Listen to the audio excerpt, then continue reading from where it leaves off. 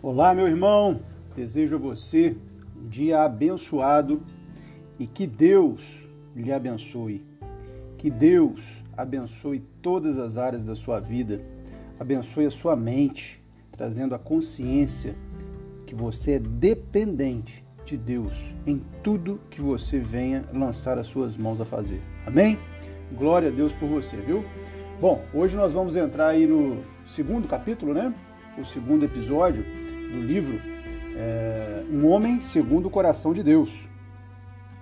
Esse livro, irmão, ele traz para nós a experiência com Deus. A experiência toda, nós vamos entender durante todo o livro a experiência que nós, como homens, devemos ter e podemos ter com Deus a nível espiritual. Um homem segundo o coração de Deus traz muito a referência de Davi, como um homem que dependia na sua vida a Deus. Ele colocava totalmente as suas decisões à mão de Deus. E quando não colocou, se deu mal, se deu muito mal. E ele demonstra isso. Durante nosso aprendizado aqui, nós vamos entender muito disso. E nesse segundo capítulo, nós vamos falar sobre a sede do Espírito. A sede que nós temos de ser alimentados por Deus do seu Espírito. Assim como o homem precisa de água, o Espírito precisa de Deus. A água para o homem é Deus para o Espírito do homem. É a presença de Deus. Jesus já trazia isso para nós. Eis que vou te dar uma água que vai matar a sua sede para sempre. Falou isso com a mulher na beirada do poço. Então Jesus mata a nossa sede de forma constante. Se nós temos Jesus na nossa vida de forma plena, a nossa sede espiritual está saciada. Só que, meu irmão, vou falar um segredo para você. Isso tem que ser uma busca, não é diária, não é momentânea, é sistemática, constantemente. Jejum. Vamos lá, vamos trazer a experiência do jejum. Muitas pessoas fazem jejum, às vezes, no sentido da penitência. Não, Jesus não é penitência. Jejum não é penitência, jejum é consagração. Jejum é consagrar a sua vida a Deus, é preparar o seu templo, é dizer a Deus que você constantemente estará abrindo mão daquilo que você tem o desejo de fazer para lembrar e posicionar a sua oração a Ele. Daniel orava 3 vezes ao dia. Se você não tem essa prática de orar 3 vezes ao dia, o jejum pode te ajudar a lembrar de Deus várias vezes ao dia. Eu vou fazer um jejum de alimento e toda hora que eu dou vontade de comer, você tem que trazer à sua mente a lembrança de Deus. Porque se você fica com vontade de comer e traz ira, traz raiva, traz um sentimento ruim, o seu jejum não está agradando a Deus, porque você está fazendo uma penitência, você está se automutilando. E isso não agrada a Deus, não traz nenhuma referência do seu relacionamento com Deus, ele não aumenta o seu relacionamento com Deus. O jejum ele tem que aumentar o seu relacionamento com Deus. Então, se você é um viciado na rede social, faça um jejum de rede social. Se você é um viciado pelo seu time, deixe de ver um jogo do seu time, entregue, consagre esse momento a Deus, mas só que você tem que, ao invés de ficar lembrando e com raiva daquilo que você está deixando de fazer, você tem que se ajoelhar e orar, entregar o seu momento a Deus, entregar aquilo que é difícil para você, para Deus. O que nós vimos no último capítulo? Tem que pagar o preço. Tem que pagar o preço. Buscar a Deus é pagar o preço. Buscar a Deus é ter que pagar o preço não com o sofrimento, mas com a escolha. Você escolheu pagar o preço para estar na presença de Deus e se alimentar desse Espírito, matar a sede do seu Espírito.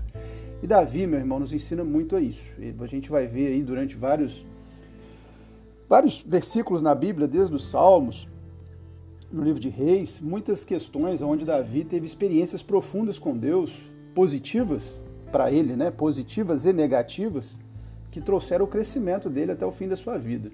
E vamos abrir a nossa Bíblia em Salmos, no Salmos 42, no versículo 1 e 2, que diz o seguinte: como o servo brama pelas correntes, ou seja, como o servo corre pelas correntes, ou tem desejo de ir pelas correntes das águas, assim suspira minha alma por ti, ó Deus. A minha alma tem sede de Deus, o Deus vivo. Quando entrarei e me apresentarei ante a face de Deus? Aqui Davi está se comparando a um servo que está sempre buscando água, sempre indo atrás de água para poder saciar a sua sede. E Davi aqui está se colocando na dependência da sede de Deus que ele tem e do Deus vivo, não o Deus de madeira, o Deus de barro, o Deus de ouro, não. O Deus vivo, o Deus Espírito. A palavra de Deus nos traz a necessidade de prestarmos um culto racional com nossas vidas a Deus. Paulo já dizia isso, prestai um culto racional. E o culto racional passa, meu irmão, pelo conhecimento da palavra. Se você é um cristão que não tem sede da palavra de Deus, de entender o que está na palavra de Deus, eu convido você a sentar, puxar sua cadeira, colocar uma cadeira na frente e ter um papo sério com Deus, para que Ele se apresente a você. Porque se você não tem sede da palavra, não tem sede de entender o que está escrito na palavra, e a palavra não é revelada a você quando você abre ela, eu digo que o Espírito Santo não está fazendo presente na sua vida. E eu posso dizer isso. A Bíblia me dá autonomia para isso. Para dizer que você não tem um relacionamento profundo com Deus porque você não está abrindo o seu espírito para falar com Ele. A Bíblia não é um livro técnico. A Bíblia é um livro espiritual. A Bíblia é um livro que ela traz o relacionamento seu com Deus. Foi deixado para nós. Deixado para que nós pudéssemos ter esse relacionamento profundo com Deus por intermédio do Espírito Santo dele, que foi deixado aqui também como nosso ajudador. Jesus, quando voltou ao Pai, deixou o Espírito Santo para nos auxiliar. Ele é o nosso ajudador. Ele é o nosso instrutor. Ele é o nosso professor. Você já viu uma criança quando vai fazer o dever de casa e a mãe ou o pai tem que auxiliar? São questões básicas, às vezes, que você está ali aprendendo. Essa semana, por exemplo, vi uma criança aprendendo, a minha sobrinha estava aprendendo o dever de casa e ela estava aprendendo a fazer o dobro. O quanto que é o dobro disso, o dobro daquilo. Questões básicas, mas ela não sabia e alguém precisava de auxiliar. Existia um livro que ensinava ela e existia alguém que estava ensinando por trás. Assim é o Espírito Santo na nossa vida. A Bíblia é o livro e o Espírito Santo é o seu ajudador, ele é o seu instrutor. Para uns, um termo na Bíblia pode ser básico, para outros já pode ser um termo mais profundo. Às vezes um vai ler a parábola do juiz iníquo de uma forma e outro vai ler de outra completamente diferente. Um vai ler visualizando o juiz, o outro vai ler visualizando a viúva, que estava ali sistematicamente pedindo ajuda ao juiz iníquo. Bom, pontos de vista. É seu? Não, é o Espírito Santo que te coordena. E aí vai vindo o crescimento. Assim como uma criança faz o dever de casa e aquela questão vira passada para ela, ela vai crescendo e novos temas, novos assuntos, novas evoluções vão entrando na vida espiritual. Só se ela tiver aprendizado na Bíblia. Não adianta você ir na igreja domingo e hoje já esqueceu o que foi dito domingo. Você está com a emoção daquele culto. Você lembrar que você chorou na hora de um louvor e que aquele louvor te tocou, que você nem lembra hoje que música é aquela que tocou, que palavra que foi pregada no domingo. Por quê? Culto de domingo não alimenta a nossa alma. Culto de domingo traz relacionamento, traz comunhão, traz aprendizado naquele momento, mas se você não traz aquele aprendizado para dentro de casa e faz o seu dever de casa, de nada se resolveu, você não vai passar de ano, meu irmão. Não vai ter um crescimento e uma evolução espiritual. Para ter evolução espiritual e sermos um homem segundo o coração de Deus, nós temos que ter tempo de estudo, tempo de meditação. E isso vem da sede do Espírito que traz para a sua vida. Você tem que acordar de manhã e ter como prioridade não a religião. Eu vou trazer um testemunho meu, particular. Eu não gosto que as pessoas me chamem de religioso. Às vezes, certos amigos que às vezes nem têm o conhecimento, né? Eu relevo isso. William, eu queria ser religioso como você. E eu falo com ele, eu não sou religioso. Eu não sou religioso. Porque a religião me afasta de Deus. Eu posso ser espiritualizado, eu posso ser uma pessoa que tenho a presença de Deus na minha vida, mas eu não sou um cara religioso. Eu não quero viver uma religião. Eu não quero viver um preceito de padrões pré-estabelecidos eclesiásticos, ou seja, de regras da igreja como um padrão. Não, eu quero viver o que a Bíblia diz. Se a Bíblia diz para me afastar de determinados atos, eu vou afastar. Se a Bíblia diz para me afastar de determinadas pessoas, eu vou afastar. Se a Bíblia diz para me mudar as minhas práticas, eu vou mudar. Mas é a Bíblia que vai me convencer através do Espírito. E esse Espírito que me muda, que me transforma e te muda e te transforma, meu irmão. E é esse crescimento que você precisa. Por isso Paulo diz, prestar é um culto racional, não é um culto técnico. Culto racional é um culto onde o Espírito Santo traz racionalidade para a sua vida. Onde você tem clareza daquilo que você está fazendo e o Espírito direciona e a palavra nos anima no meio da confusão. Quantas vezes você e eu pegamos a palavra perdidos e aquela palavra te trouxe um prazer tremendo, algo que você não sabia de onde tirar, um aconselhamento, uma visão, e aquela palavra te trouxe um refrigério para a sua alma. Ah, foi uma palavra escrita? Não, foi o Espírito Santo de Deus que trouxe isso para o seu coração, por meio da palavra de Deus. Não deixe ser guiado por terceiros, seja guiado pela palavra. Ela vai confrontar, confirmar e afrontar a sua vida na direção correta. Quem não vai para a escola não passa de ano. Ir de vez em quando na escola, você não precisa nem de ir. O próprio professor vai falar, não volta aqui mais não, porque você está atrapalhando a minha aula. Eu não estou conseguindo ensinar os outros alunos porque você não está pegando o conteúdo. Você não está gerando o conteúdo que eu preciso para a gente alinhar com todo mundo. Eu quero te dizer isso. Não coloque a sua presença nos cultos, na leitura da palavra, na intercessão, ou seja, na oração com Deus, como ações secundárias na sua vida. Enquanto Deus for segunda opção, você não será a primeira opção dele. Enquanto Deus for segunda opção na sua vida, for quando der tempo, você não será a primeira opção dentro da vontade de Deus e nesse relacionamento. Jesus, em Apocalipse, nos traz isso, quando falou para João na ilha de Patmos. É preferível que a igreja seja fria ou morna. Bom, fria ou quente, do que morna. Porque se for fria, eu já sei que ela não quer mesmo. Então, segue o seu caminho, que eu estou aqui abençoando aqueles que estão comigo. Meus filhos, não as minhas criaturas, meus filhos. Se você é morno, meu amigo, não queira estar lá e queira estar aqui, não. Ou você me assume completamente, ou segue a sua vida. Porque eu te vomitarei. Você vai achar que está dentro de mim, mas não está. Eu te vomitarei. Eu te lançarei fora e você vai se frustrar com isso. É o que Deus está querendo falar para nós. Você acha que está com Deus, mas você não tem intimidade com Deus. Você não pode falar com Deus no íntimo, porque você não sabe o que Ele está pensando acerca de você. E você não é um coração segundo o coração de Deus, um homem segundo o coração de Deus, porque não há conexão desses corações, não há intimidade desses corações. Não é regrinha, não siga regrinha, siga o aprendizado da palavra na sua vida. Que isso vai te trazer um impacto. Isso trará na sua vida, naturalmente, o impacto do crescimento. Quando nós temos essa vida de aprendizado da palavra, que ela vai te fazer esse crescimento natural, você buscando constantemente a palavra, o Espírito vai direcionar o seu discipulado.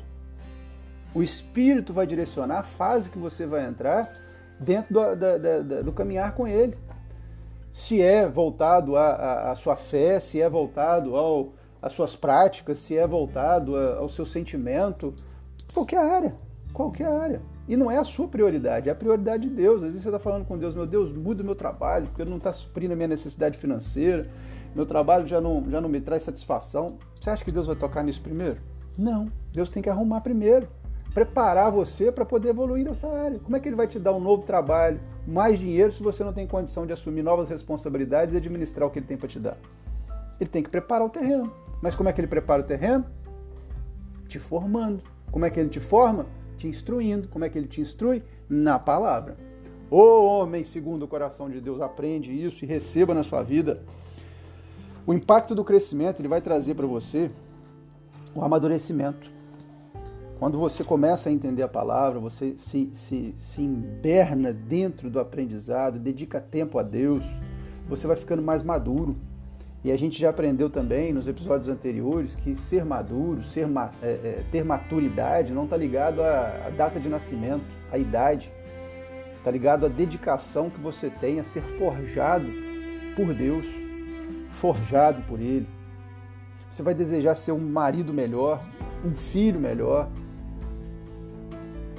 dentro da vontade de Deus e da postura que Deus tem para você, um bom pai.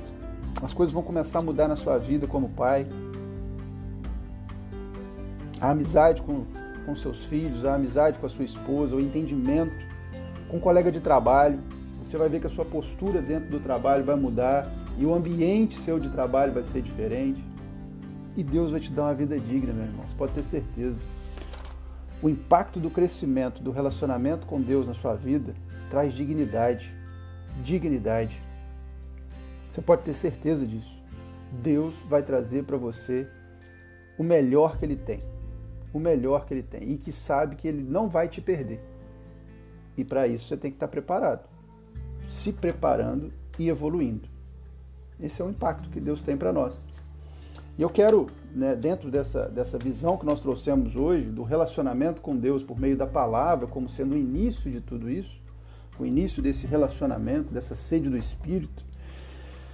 Nós vimos no primeiro capítulo a necessidade de buscar, hoje nós vimos a necessidade da sede do Espírito Santo nas nossas vidas, e volto a dizer mais uma vez, são escolhas. O início disso tudo é escolha. Quando você decide mergulhar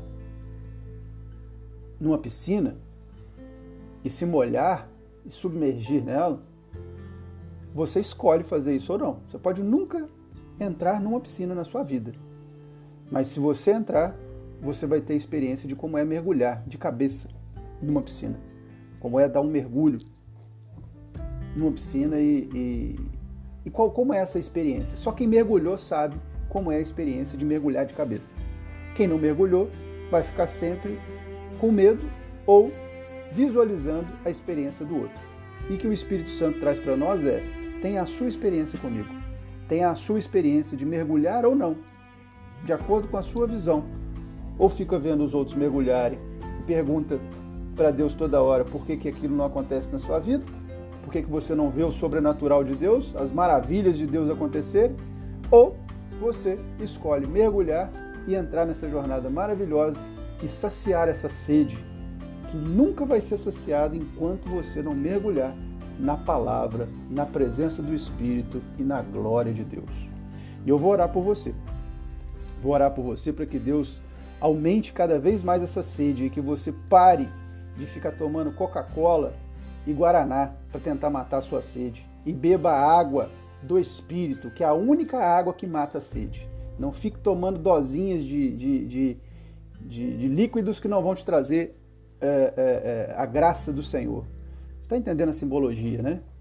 Não fique de ações esporádicas que te aproximam de Deus, mas viva da água que realmente vai te trazer a experiência de ter a vida e vida em abundância circulando através do seu corpo e pelo Espírito Santo de Deus. Então ore comigo. Onde você estiver, por favor, se você puder, feche seus olhos e vamos orar.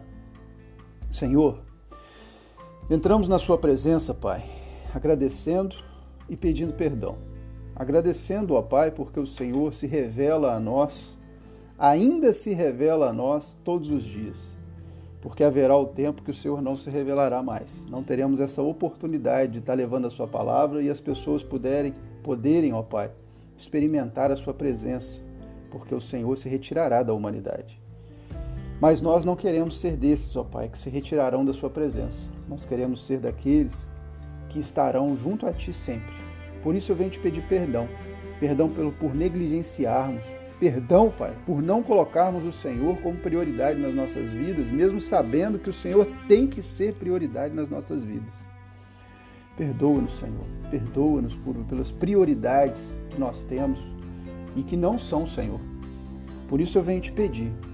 Encha os nossos corações, Pai, da sede de buscar a sua palavra, da sede de estar em ambientes onde está falando do Senhor, da sede de trazer conhecimento racional ao nosso espírito, da sede, ó Pai, de cada vez mais buscar de Ti e entender que só no Senhor haverá o refrigério das nossas vidas. Ó Deus, a Sua palavra diz que é o Senhor quem nos trouxe a Ti, é o Senhor quem nos resgatou. Então eu venho te pedir, resgata cada homem, ó Pai, que está aqui presente, orando e clamando pelo Senhor. Porque se esse homem não sabe como fazer, o Senhor irá orientar. O Senhor irá, ó Pai, direcionar e trazer a palavra correta que esse espírito precisa. Por isso, ó Pai, a partir dessa oração, no final dessa oração, nós iremos abrir a palavra e iremos ler ela, ó Pai, direcionados na Sua visão. Eu peço ao Senhor que fale conosco e nos dê a direção do ensinamento e de como, ó Pai, enfrentar essa jornada de aprendizado e crescimento na presença do Senhor Jesus. Nós te louvamos e te agradecemos e entregamos nossa vida a Ti, para a honra e glória do Seu santo nome. Amém. Ó, enche-me, Espírito de Deus. Tem um louvor que diz: ó, enche-me, Espírito, ó, enche-me, Espírito, ó, enche-me, Espírito de Deus. Assim como a corça suspira sobre as águas, assim toda minha alma busca a Ti, Senhor. Pensa no YouTube, fica com esse louvor na mente, vai louvando a Deus, vai pedindo a Deus para te encher, para que preencha na sua vida essa presença maravilhosa dele, que nos tira da aflição e nos coloca num caminho de redenção. Amém? Glória a Deus, muito obrigado por a gente estar junto nesse momento e que Deus continue abençoando muito sua vida e que nós possamos ser esse homem segundo o coração de Deus, porque como nós também já dissemos, não tem muitos, mas eu quero ser. E você? Está comigo nessa jornada? Então vamos nessa. Um abraço, Deus te abençoe grandemente. Nós voltamos aí no nosso próximo episódio, aqui no nosso podcast, Falando de Deus. Um abraço e até lá.